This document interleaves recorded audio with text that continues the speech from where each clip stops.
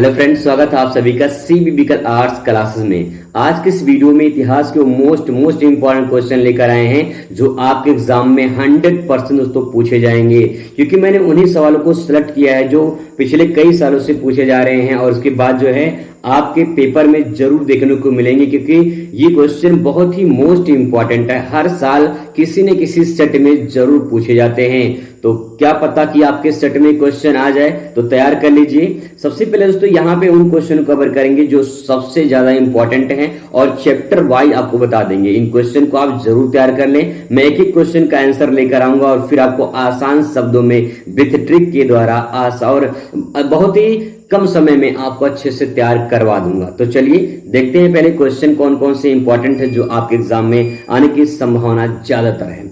सबसे पहले बात करते हैं कालीबंगा। कालीबंगा से संबंधित सवाल आपसे पूछा जाएगा। तो कालीबंगा जो पूरा स्थल है, इसका जो है उत्खनन जो है किसके द्वारा आरंभ किया गया था, ठीक है, ये सवाल पूछा जाएगा। और कालीबंगा जो है किस राज्य में है, ये भी थोड़ा आप देख लीजिए, क्योंकि कालीबंगा से संबंधित कई सारे सवाल बन सकते हैं। मानचित्र का भी बन सकता है, अति लघु बन सकता है, डेट वाला बन सकता है, बहुविकल्पीय बन सकता है, तो कई टाइप के सवाल बनेंगे, इसीलिए इंपॉर्टेंट है कालीबंगा जो है किस राज्य में है, इसके उत्खननकर्ता कौन थे, ये सब जो है आप थोड़ा सा देख लीजिए। फिर इसके बाद में आपको ट्रिक के माध्यम से और कुछ पल में आपको जो है तैयार करवा दूंगा, ठीक है। दूसरा दोस्तों क्वेश्चन बात करते हैं लोथल पुरा स्थल। लोथल की खोज कब हुई थी, किसने किया था और लोथल किस राज्य में है, ये आप देख लीजिए, ठीक है।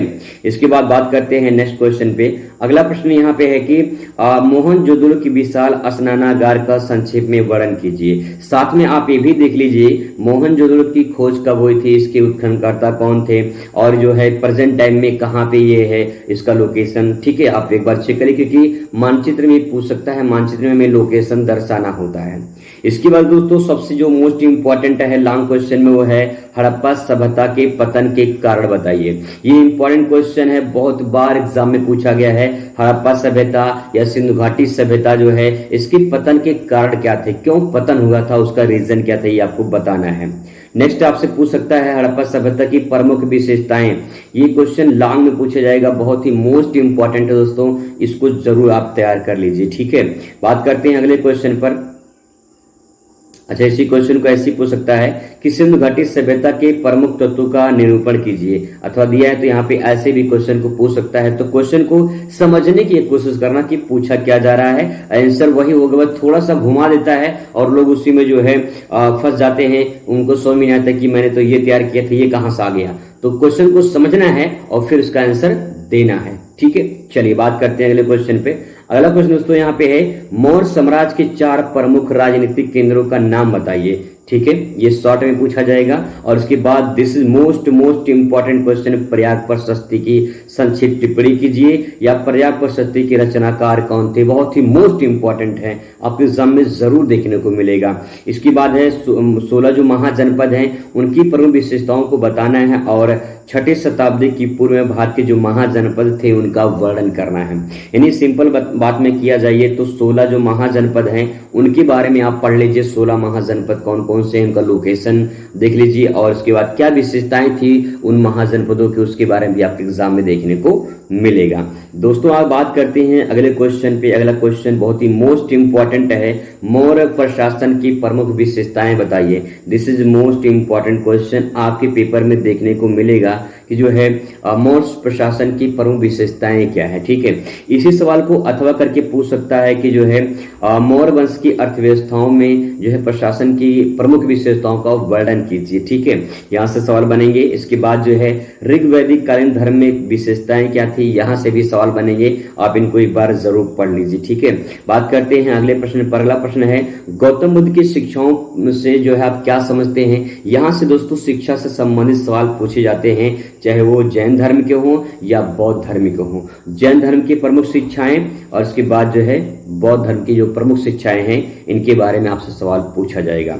नेक्स्ट है जैन धर्म के प्रमुख सिद्धांत क्या है, सिद्धांत कहें शिक्षाएं कहें, बात एक ही है, दोनों में से कोई एक आएगा, आंसर वही होगा, कंफ्यूजन नहीं होना है, ठीक है। अगला क्वेश्चन दोस्तों यहाँ पे जैन धर्म और बौद्ध धर्म में अंतर बताइए। This is most important question, Jain धर्म और बौद्ध धर्म में अंतर बताइए या समानताएं क्या थी, ये भी आपसे पूछा जा सकता है। अगला है हीनयान और महायान संप्रदाय में क्या अंतर था, कैसे दोनों अलग अलग हुए और फिर उन दोनों में क्या अंतर था हीनयान और महायान में। अगला है क्वेश्चन स्तूप क्या है, कैसे बनाए जाते थे, वर्णन कीजिए इसका, या फिर स्तूप का निर्माण कब और कहाँ किया गया था। ये आप क्वेश्चन जरूर तैयार कर लीजिए दोस्तों, आपके पेपर में यहाँ से क्वेश्चन तो कोई न कोई क्वेश्चन बनेगा ही स्तूप के बारे में, ठीक है। अगला है बौद्ध धर्म के प्रमुख सिद्धांत क्या थे, अथवा करके पूछ सकता है कि बौद्ध धर्म की शिक्षाएं क्या थी या फिर गौतम बुद्ध की शिक्षाएं क्या थी। तीनों का आंसर एक ही होगा, बस ये है कि समझने वाली बात ही क्वेश्चन पूछा क्या जा रहा है, ठीक है। सिद्धांत में बौद्ध धर्म का है चाहे जैन धर्म का, दोनों में से एक शिक्षा आपका जरूर पेपर में आएगा, चाहे जैन धर्म की शिक्षाएं चाहे पूछे या फिर बौद्ध धर्म की शिक्षाएं पूछे या सिद्धांत पूछे, तभी आंसर वही होगा, ठीक है। चलिए बात करते हैं अगले क्वेश्चन पे। खानका से क्या आशय है, खानका से क्या समझते हैं, इसको देख लीजिए एक बार, ठीक है। अगला है सूफीवाद के मूल सिद्धांत क्या हैं या फिर सूफीवाद क्या है, सूफीवाद के मुख्य धार्मिक विश्वासों को आधार पर वर्णन कीजिए। क्वेश्चन 2020 में, 2023 में, 2024 में लगातार ये क्वेश्चन पूछा जा रहा है, तो एक बार जरूर आप देखें सूफीवाद के जो सिद्धांत है या फिर उसकी जो धार्मिक विश्वास की विशेषताएं हैं उसको आप जरूर देख लीजिए, क्योंकि यहाँ से क्वेश्चन हर साल बनते हैं, ठीक है। नेक्स्ट क्वेश्चन दोस्तों बात करते हैं आपके सामने है भक्ति आंदोलन के प्रमुख कारण क्या थे, भक्ति आंदोलन का उदय क्यों हुआ था, उसके पीछे क्या रीजन थे, ये क्वेश्चन जो है इंपॉर्टेंट है, आपसे पूछ सकता है। उसी क्वेश्चन को कि अथवा कर कितनी बार पूछा है, भक्ति आंदोलन पर संक्षिप्त टिप्पणी लिखिए या फिर भक्ति आंदोलन की मुख्य जो विशेषता है उसका विश्लेषण कीजिए, ठीक है। यहाँ से क्वेश्चन बनते हैं, इसको आप देख लीजिए दोस्तों। बात करते हैं नेक्स्ट, कालिन मैकेंजी कौन थे, कालिन मैकेंजी जो है इसके बारे में सवाल पूछा जाएगा, ये किसके लिए प्रसिद्ध थे, ये इंपॉर्टेंट है और पूछा गया सवाल है, ठीक है। अगला है कि क्वेश्चन नंबर नेक्स्ट है हम्पी की खोज किस जो है कैसे हुई, संक्षिप्त में बताइए। हम्पी की खोज के बारे में आपसे पूछा जा रहा है, ये आप देख लीजिए। विजयनगर की सामाजिक और सांस्कृतिक दशा पर प्रकाश डालिए, यहाँ से क्वेश्चन बनते हैं, या फिर विजयनगर साम्राज्य पर संक्षिप्त टिप्पणी लिखिए, ये भी क्वेश्चन इंपॉर्टेंट दोस्तों ध्यान रखेंगे, ठीक है। अगला है खानवा का युद्ध कब और कहाँ हुआ था, ये आपके मानचित्र में पूछ सकता है, बहुविकल्पी में पूछ सकता है, और इसके बाद जो है आपका डेट वाला भी सवाल यहाँ से बनते, 3 क्वेश्चन यहाँ से बनेंगे, तो तीनों को जो है आप एक बार देख लीजिए, ठीक है। नेक्स्ट है अबुल फजल के संक्षिप्त परिचय दीजिए, या अबुल फजल ने कौन सी रचना की थी, कौन सी ग्रंथ लिखी थी, ठीक है। अकबरनामा की रचना जो है किसने की थी, ये देख लीजिए। सूर साम्राज्य के पतन के 2 कारण बताइए, इसको आप जरूर देख लीजिए, ठीक है।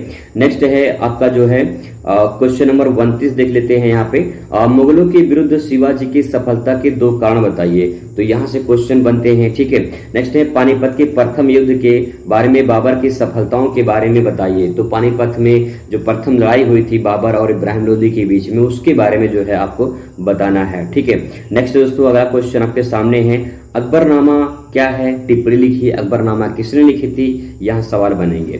नेक्स्ट है रगितबाड़ी बंदोबस्त से आप क्या समझते हैं, और फिर उसी चैप्टर से पूछेगा इस्तमरारी बंदोबस्त, इस्तमरारी की जगह पूछेगा बंगाल की अस्थायी भूमि प्रबंधन की विशेषताओं को समझाइए, या फिर जो है पूछ लेगा कि जो है उसके समाज में प्रमुख सिद्धांतों का वर्णन कीजिए, या फिर इस्तमरारी की जगह अस्थायी बंदोबस्त भी पूछ सकता है, या फिर इसकी जगह इस्तमरारी की जमींदारी प्रथा भी पूछ सकता है। तो देखिए कितने टाइप से सवाल बनेंगे, इस्तमरारी बंदोबस्त, जमींदारी प्रथा और फिर इसके बाद जो है अस्थायी बंदोबस्त, ये 3 टाइप के सवाल यहाँ से बनेंगे और तीनों का आंसर यही होगा, ठीक है। चलिए बात करते हैं अगले क्वेश्चन पर। अगला क्वेश्चन आपके सामने है, सहायक संधि क्या थी, सहायक संधि के प्रमुख बिंदुओं को स्पष्ट कीजिए, या फिर पूछ लेगा सहायक संधि पर टिप्पणी लिखिए। यहाँ से क्वेश्चन दोस्तों हर साल पूछे जाते हैं सहायक संधि के बारे में, चाहे बहुविकल्पी में चाहे अतिलघु में, ये क्वेश्चन तैयार कर लीजिए, ठीक है। नेक्स्ट है 1857 की क्रांति में धार्मिक कारणों की चर्चा कीजिए, या पूछ सकता है 1857 के विद्रोह के लिए कौन कौन से सामाजिक और धार्मिक कारण उत्तरदायी थे। इसी क्वेश्चन को अथवा करके पूछ सकता है कि 1857 के विद्रोह में आर्थिक कारणों की विवेचना कीजिए, ये क्वेश्चन इंपॉर्टेंट है, 3-4 बार लगातार जो है मतलब कि घुमा फिरा के पूछा गया है, ठीक है। नेक्स्ट अगला क्वेश्चन आपके सामने है, काकोरी कांड कब और कहाँ हुआ था, इंपॉर्टेंट है, डेट के लिए भी, बहुविकल्पी के लिए भी और आपका अतिलघु क्वेश्चन के लिए, ठीक। जलियांवाला बाग हत्याकांड कब और कहाँ हुआ था, इसको देख लीजिए, दोनों इंपॉर्टेंट है, मानचित्र में भी, बहुविकल्पी में भी और अतिलघु में भी। खिलाफत आंदोलन के मांगों का उल्लेख कीजिए, गांधी इरविन समझौता पर टिप्पणी लिखिए, भारत छोड़ो आंदोलन। This is most important question, long के लिए भी इंपॉर्टेंट है और लघु उत्तरीय के लिए भी इंपॉर्टेंट है। भारत छोड़ो आंदोलन के कारण कौन कौन से या फिर इसके प्रमुख कारण कौन कौन से स्पष्ट कीजिए। ठीक है, यहाँ सवाल बनने की चांस ज्यादा है दोस्तों। अगला क्वेश्चन है, असहयोग आंदोलन से आप क्या समझते हैं? असहयोग आंदोलन का क्या कारण था कि शुरू किया था असहयोग आंदोलन गांधी जी ने? नेक्स्ट है, वैदिक काल के सामाजिक और आर्थिक जीवन का जो है वर्णन कीजिए। इसके बाद है नेक्स्ट है क्वेश्चन नंबर 43 है, ब्रह्म समाज की स्थापना किसने की थी?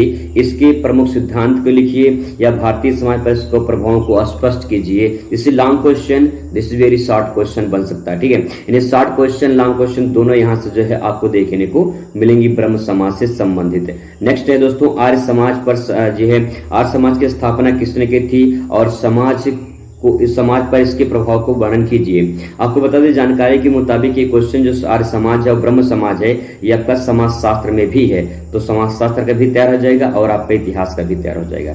ठीक है, क्वेश्चन नंबर लास्ट यहाँ पे देखते हैं, आप भारत में राष्ट्रवाद के उदय के प्रमुख कारणों को उल्लेख कीजिए और यहाँ पे क्वेश्चन नंबर 45 लास्ट आपके सामने है, 1935 ईस्वी के अधिनियम को प्रावधानों पर प्रकाश डालिए। अगर आपको लगता है तो अगर आपको फायदा यहाँ से मिल रहा है तो आप चैनल को सब्सक्राइब कर सकते हैं, जुड़ सकते हैं, आपको पक्का है फायदा होगा जरूर, क्योंकि मैं आपको 1 महीने में अच्छी खासी तैयारी करवा दूंगा। अगली बार जो मुलाकात करेंगे तो इसका पूरा आंसर लेकर आएंगे ताकि जो मैं आपको अच्छे से ट्रिक से और आसान शब्दों में पल भर में आपको याद करा सकूं। चलिए मिलते हैं नेक्स्ट वीडियो में, तब तक खुश रहिए, मस्त रहिए और जिंदगी में स्वस्थ रहिए। धन्यवाद।